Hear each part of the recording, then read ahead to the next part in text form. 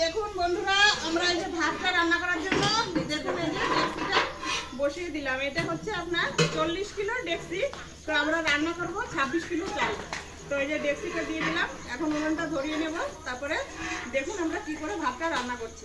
তো আপনাদের সঙ্গে সমস্তটাই শেয়ার করব, কালকে দেখতে পাবেন। এই যে আমি চালটা পুরোই দিয়ে দিয়েছি, এখানে 26 কিলো চাল আছে। আর এই যে পাশে দাঁড়িয়ে রয়েছে বাড়ির ওনার। আমি কাকু আগে দিয়ে একটু ভাজা করে নিচ্ছি, তারপরে জল দিয়ে দেবো, রান্না করে নেবো ভাত। তো আজকে এখানে ভক্তদের জন্য অন্য রান্না করা হচ্ছে। তো এখানে অনেক ভক্তের সমাগম হবে, তো আপনারা সেগুলো দেখতে পারবেন। এখন আমরা সকলে মিলে রান্না করছি। হ্যাঁ, সেগুলো পরে আপনারা দেখতে পাবেন, সঙ্গে থাকবেন, এখনো অনেক কিছু। দেখুন বন্ধুরা, এই যে চালটা ভাজতে দেখেছিলেন, সেটাতে এখন আমরা জল দিয়ে দিয়েছি। আর এটা একদম পিওর ভেজ, তো যার জন্য এটাতে তেল রসুন কোনো কিছুই ইউজ করা হবে না, শুধুমাত্র কাজু কিশমিশ। আর এটা দিয়ে দিয়েছি বিরিয়ানি পাতা, আর একটু শাহি জিরা, আর একটু বিরিয়ানি গোটা মশলা, আর লবণ দিয়ে দিয়েছি, আর জল। এটা দিয়ে আমরা ভাতটা রান্না করে নেব সুন্দর করে। তো এই দেখুন ভাতটা এখন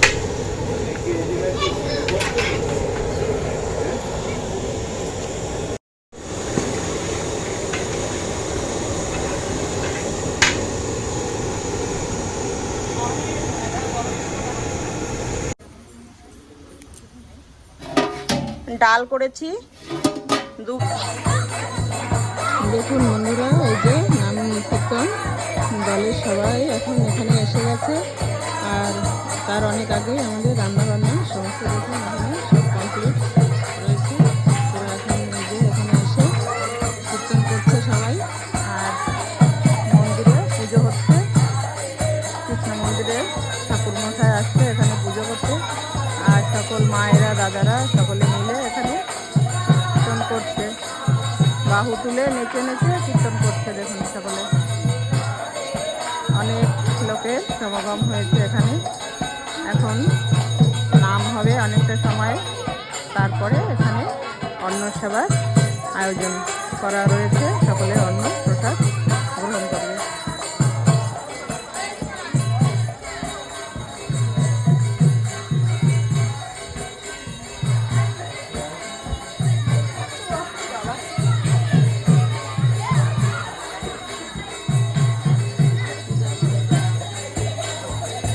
দেখুন সুন্দর একটা কৃষ্ণ ঠাকুরের তুলসী কালার তুলসী মণ্ডপ, আর সামনে কৃষ্ণ ঠাকুরের একটা সুন্দর ছবি লাগানো রয়েছে।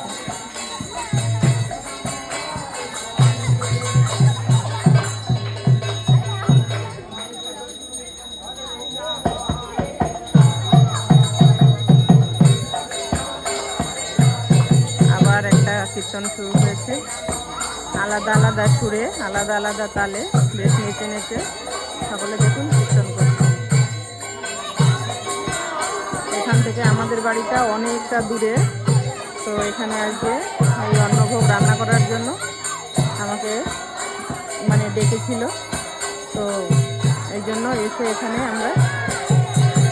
আমি রান্নাটা করলাম। আর আমার সঙ্গে আরও অনেকেই ছিল, সকলে হাতে মিলে আমরা রান্নাটা করে সমাপ্ত করে তারপরে এখন এই যে কীর্তন এসে গেছে সমস্ত পাড়া গ্রাম ঘুরে, এখন এখানে সবাই সেবা করবে। তো সঙ্গে থাকুন।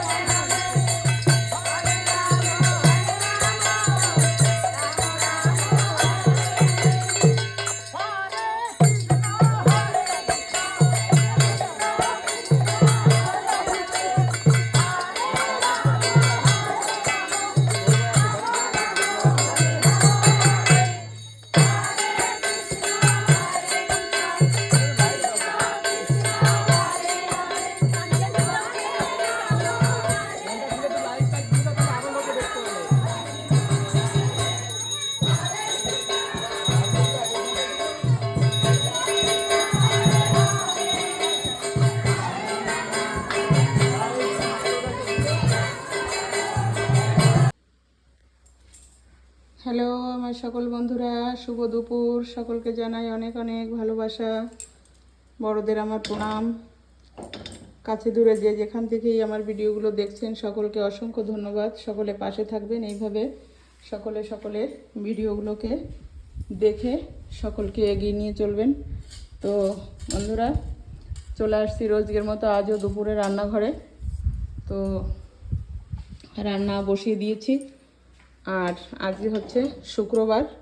তো শুক্রবারে আমি তো আগেও বলেছি আপনাদের, শুক্রবারে আমার মানে নিরামিষ রান্না হয়। তো দেখুন, নিরামিষ রান্নার জন্য আজকে 3টে আইটেম নিয়ে নিয়েছি। আজকে এটুকুই করব রান্না। তো বেগুন কেটে নিয়েছি ভাজা করার জন্য, করলা কেটে নিয়েছি ভাজা করার জন্য, আর এখানে নিয়ে নিয়েছি দেখুন কলার মোচা। এই দেখুন, এই যে পিছনের অংশটা এই যে মোচার, আর এইটা হচ্ছে এই যে, আর এইটা একটা কালো দেখতে পাচ্ছেন। এটা কি হয়েছে, মানে এটা একটু 2-3 দিন হয়ে গেছে ঘরে রাখা, এই জন্য ভিতরের ফুলের ইয়েগুলো একটু কালো হয়ে গেছে। আর এইটা একদমই মানে তাজা, এটা আজকেই আনা হয়েছে পেড়ে, আর এটা 2-3 দিন আগে পাড়া রয়েছে। তো এই জন্য এটা তো আয়রন জিনিস, এটা ভিতরের ফুলগুলো একটু কালো কালো হয়ে গেছে। তো মোচাগুলো দেখুন আমি এইভাবে কেটে নিয়েছি, আর এর সঙ্গে কেটে নিয়েছি দেখুন এরকম সাইজ করে আলু। তো এটা এখনও আর একটু আমি ধুয়ে নেব, শুধু কেটে জলে রেখেছি। তো জলটা দেখুন কালো হয়ে গেছে। সকালে হলুদ জল বানিয়েছি ছেলেকে দেওয়ার জন্য, হলুদ আর গুড়, ওটা দিয়ে ছেলেকে একটা সকালে জল বানিয়ে দিই। ওর একটু অ্যালার্জি মতো হচ্ছে, তো হাতটা দেখুন পুরো হলুদের কালার হয়ে গেছে। আর এইটার জন্য এই যে মোচা আর আলু দিয়ে রান্না করার জন্য এই দেখুন নিয়ে নিয়েছি এই যে বড়ি।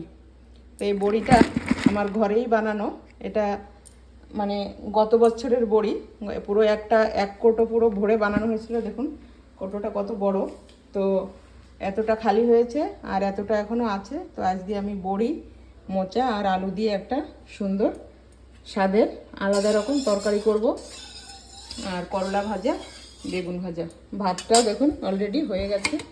তো এখন আমি বেগুনটা ভাজা বসিয়ে দিই, আপনারা সঙ্গে থাকুন, রান্না দেখতে থাকুন।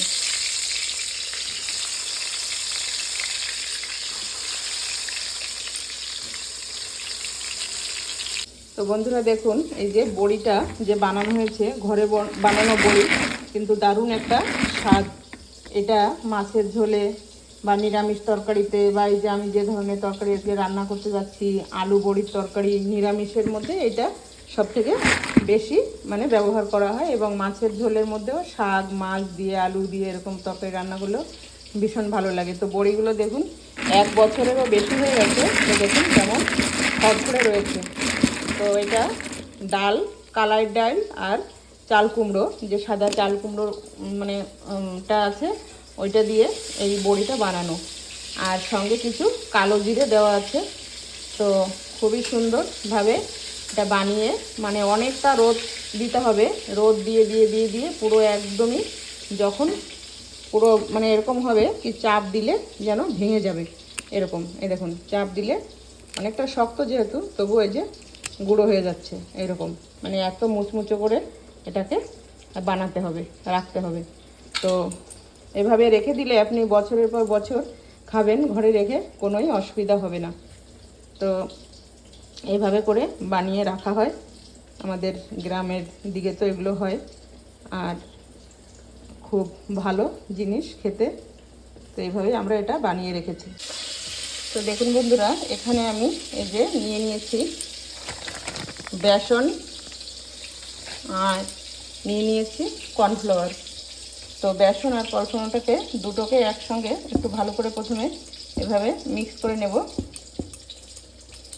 তো এটা দিয়ে একটা ব্যাটার তৈরি করব। ব্যাটার তৈরি করে এই যে মোচাগুলো যে কেটে রেখেছি, মোচাগুলোকে প্রথমে তেলে ভাজা করে নেব এই ব্যাটারের মধ্যে মিশিয়ে। তো এই ব্যাটারটা বানানোর সময় শুধুমাত্র হলুদ আর লবণটাই দেব, আর কিছু তেমন কিছু দেব না। তো এটাকে ভাজা করে নিয়ে তারপরে ওটাকে রান্না করব। তো দিয়ে দিয়েছি লবণ আর দিয়ে দিলাম হলুদ, আর এখন দিয়ে দিচ্ছি জল। তো এটা সুন্দর করে একটু মিক্স করে নেব।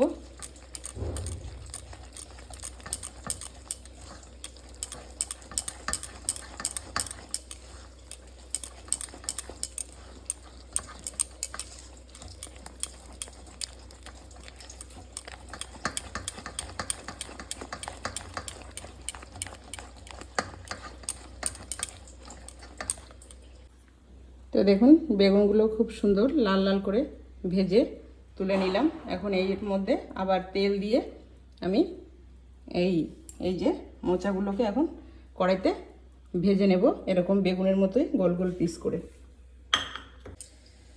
তো দেখুন এই যে ব্যাটারটা এইভাবে আমি লাগিয়ে নিচ্ছি মোচার গায়ে।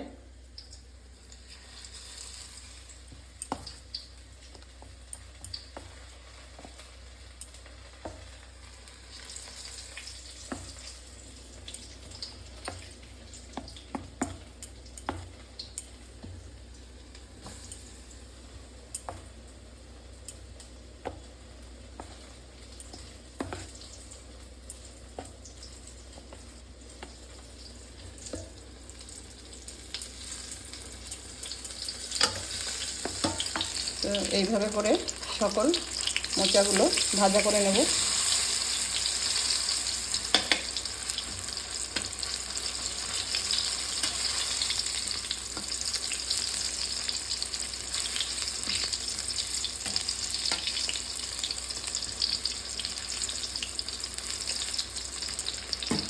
এরকমভাবে সমস্ত ভাজা করে নিয়ে তারপরে ওটাকে আলুটাও ভাজা করে নেব, বড়িটাও ভাজা করে নেব, তারপরে দেখুন কিভাবে রান্না করি। তো দেখুন বন্ধুরা এই যে এইভাবে আমি এই যে মোচার বড়াটা করে নিয়েছি। দেখুন কি সুন্দর একদম নরম সফট হয়েছে তুলতুলে। আবারও আমি দিয়ে দিয়েছি, এগুলো এইভাবে সমস্তগুলো ভাজা করে নেব। তো দেখুন আমার সবকটা মোচাই সুন্দর এইভাবে আমি একটু হালকা লাল লাল করে এই যে ভাজা করে নিয়েছি, কিন্তু একদমই সুন্দর দেখুন নরম একদম সফট হয়ে গেছে আর একটু মুচমুচেও হয়েছে। তো এটাকে আমি রান্না করব। তো দেখুন বড়িগুলো আমি একটু সুন্দর হালকা উষ্ণ গরম জল দিয়ে বড়িগুলো একটু ধুয়ে নিচ্ছি। ধুয়ে আমি এই যে তেলে ছেড়ে দেবো।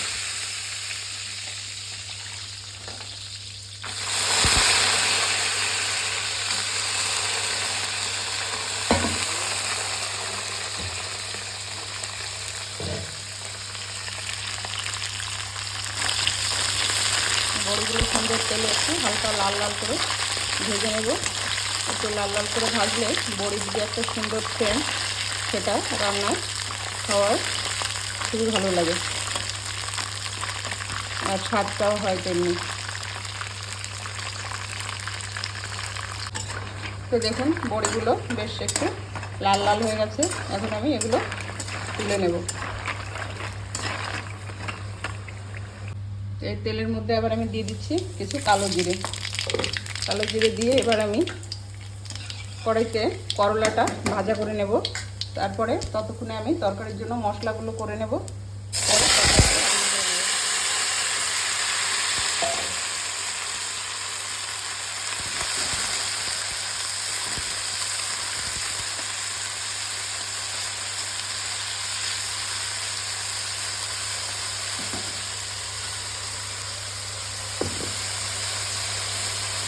দিয়ে দিলাম স্বাদ মতো হলুদ আর লবণ। করলা ভাজাতে আর বিশেষ কোনো কিছু দরকার নেই, কালো জিরে লবণ হলুদ দিয়ে করলাটাকে ভাজা করে নিলেই হয়ে যাবে। আর চিতোর মধ্যে আমরা লঙ্কা খাই না, যদি তরকারি রান্না করি মাছের সঙ্গে তাহলে একটা কি দুটো লঙ্কা ভেঙে দিয়ে দিই, আর না হলে ভাজার মধ্যে লঙ্কা খাই না। তিতো আর লঙ্কা একসঙ্গে খেতে নেই, ওতে তিতোটাকে গরম করে।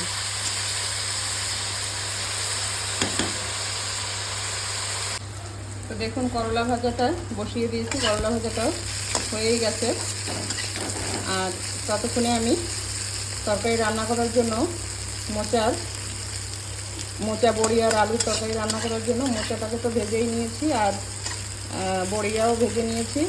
বাকি রয়েছে আলুটাকে ভাজা করব। আর এই যে দেখুন ততক্ষণে আমি করলাটা ভাজা হতে হতে এই যে নারকেল একটা ভেঙে নারকেলটাকে পুড়িয়ে নিয়েছি, এটা এখন মিক্সিতে দিয়ে দুধটা বের করে নেব। নারকেলের দুধ দিয়ে আমি যে মোচার তরকারি রান্না করব। তো দেখতে থাকুন, সঙ্গে থাকুন। তো দেখুন নারকেলটা আমি পেস্ট করে নিয়েছি মিক্সি জারের মধ্যে। এখন এটা সাবাটাকে ছেঁকে ফেলে দেব, শুধু দুধটা বের করে নেব। আর করলা ভাজাটা হয়ে গেছে, এটা আমি এখন নামিয়ে নেব।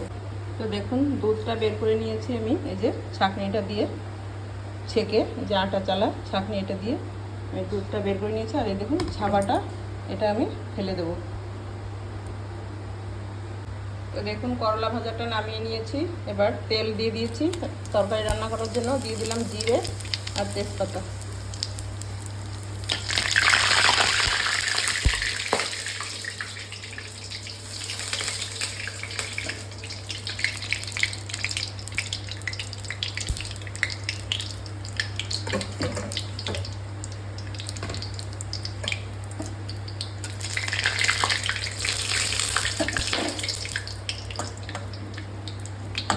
জিরাটা সুন্দর লাল হয়ে গেছে, ভাজা হয়ে গেছে। দিয়ে দিচ্ছি কেটে রাখা আলু।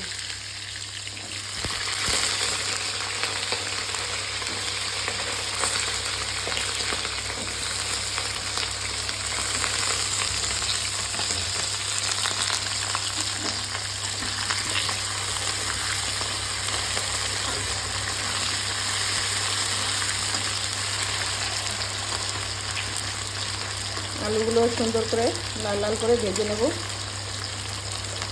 যাতে ভালোভাবে সিদ্ধ হয়ে যায়। তো দিয়ে দিচ্ছি লবণ। লবণটা একটু একবারেই বেশি করে দিয়ে দিচ্ছি, যাতে আলুটা তাড়াতাড়ি সিদ্ধ হয়ে নরম হয়ে যায়। হলুদটা একটু পরে দেব, হলুদটা তেলে আগে থেকে দিলেই হলুদটা পুড়ে যাবে, তেলটা কালো হয়ে যাবে।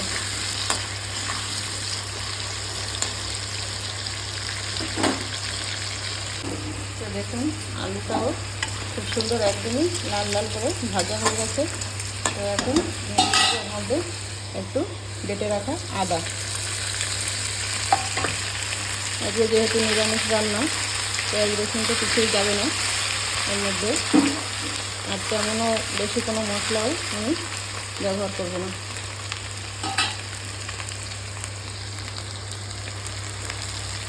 দিয়ে দেবো ভেজে রাখা বড়িগুলো। এবার দিয়ে দেবো আমি হলুদটা, লবণ তো দেওয়াই রয়েছে, তো হলুদ দিয়ে দেবো।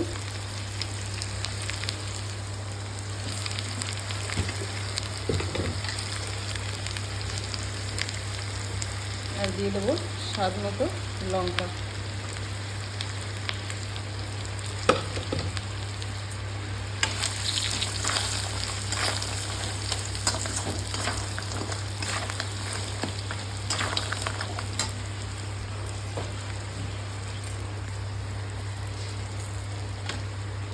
এবার দিয়ে দেবো এই যে করে রাখা নারকেলের দুধটা।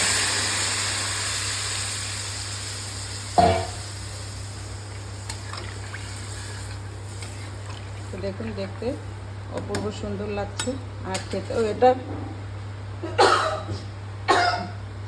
দুর্দান্ত একটা।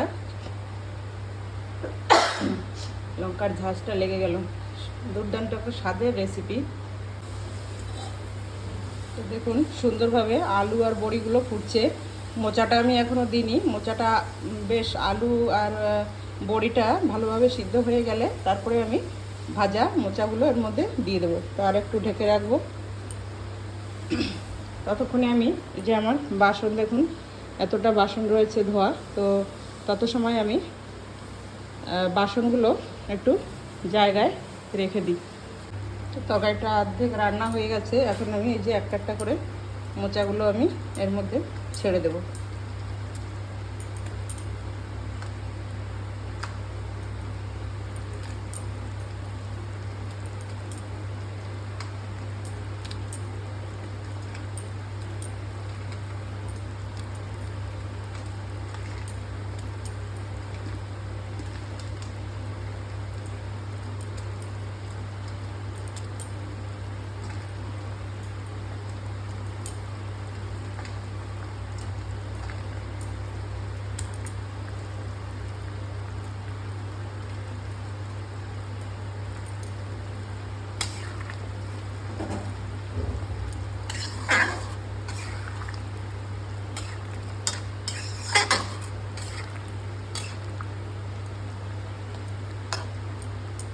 অসাধারণ লাগে এইভাবে মোচা বড়ি আলুর তরকারি রান্না করলে। তো নিরামিষের দিন দিদিভাইরা এইভাবে একদিন রান্না করে খেয়ে দেখবেন। বড়িটা বেশ মানে অর্ধেকটাই নরম হয়ে গেছে, আর একটু জালে হলে আর যতটুকু একটু মানে হালকা ইয়ে আছে ওটাও একদমই সফট হয়ে যাবে, নরম হয়ে যাবে। তো একটু ঝোলও রাখবো, আর একদম শুকনোও করবো না, সেরকম একটা রান্না হবে। ভীষণ স্বাদের রান্না হয় এটা। তো আপনারা একটু এইভাবে রান্না করে একটা দিন খেয়ে দেখবেন যে কেমন লাগে।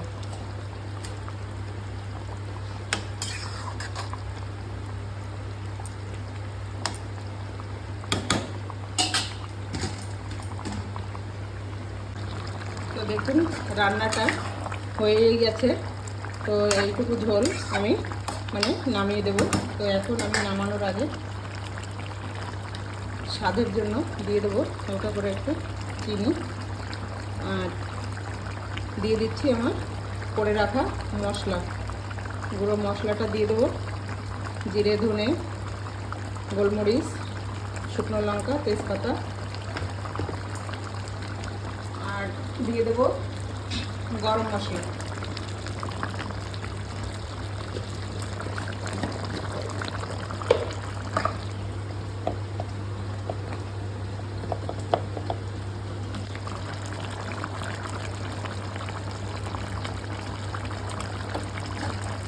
এইটুকুই এই রান্নার মশলা, এটা দিয়ে আমি এইভাবে রান্না করি। তো দেখুন স্বাদে একদম অপূর্ব থাকবে। আর সেরকম নারকেলের সঙ্গে গরম মশলার যে গন্ধটা খুবই সুন্দর। এটা অন্য কোনো নারকেলের সঙ্গে গরম মশলার যে একটা মানে মিশ্রণ হয়, সেটা অন্য তরকারি থেকে এটা খুবই ভালো একটা সুগন্ধ আসে। তো এটা নারকেলের যে কোনো রেসিপির মধ্যে পেঁয়াজ রসুনটা না দিয়ে যদি গরম মশলা, জিরে, ধনে গুঁড়ো এসব দিয়ে রান্না করেন, এটা কিন্তু একটা ভীষণই স্বাদের রান্না হয়, আর সেন্টটা অপূর্ব হয়। তো দেখুন তেলটাও ছেড়ে দিয়েছে, আর রান্নাটাও হয়ে গেছে। নামিয়ে 2-3 মিনিট রেখে দিলেই দেখা যাবে অপূর্ব সুন্দর একটা কালার। আর বড়িগুলো দেখুন একদম সফট হয়ে গেছে, এই দেখুন চাপ দিলেই একদম মানে পুরো নরম হয়ে যাচ্ছে, আর রান্নাটাও হয়ে গেছে। তো এখন আমি নামিয়ে নেব আমার স্বাদের মোচা আলু বড়ির তরকারি। তো বন্ধুরা রান্না বান্না সমস্ত কমপ্লিট, আর আজকে মাত্র এই যে 3টেই রান্না। তো দেখুন প্রথমে এই যে ভাতটা করে নিয়েছি, তারপরে করেছি বেগুন ভাজা, করলা ভাজা, আর এই যে আমার মোচা আলু আর বড়ি দিয়ে তরকারি। তো দেখুন এই যে এরকম একটা পিস হয়েছে। তো এরকম গোটা গোটা একটা পিস, 2-3টে বড়ি আর 2 পিস করে আলু। তো এই যে একদমই মাখো মাখো রসা রসা তরকারি। তো কেমন লাগলো আজকে আমার আলু মোচা বড়ির রেসিপিটা আপনাদের অবশ্যই কমেন্টসে লিখে জানাবেন। যদি ভালো লাগে তাহলে একটা লাইক দিয়ে চ্যানেলটিকে সাবস্ক্রাইব করে পাশে থাকবেন। তো আজকে এ পর্যন্ত, সকলে ভালো থাকবেন, সুস্থ থাকবেন। দেখা হচ্ছে আবার নতুন কোনো ভিডিওর সঙ্গে।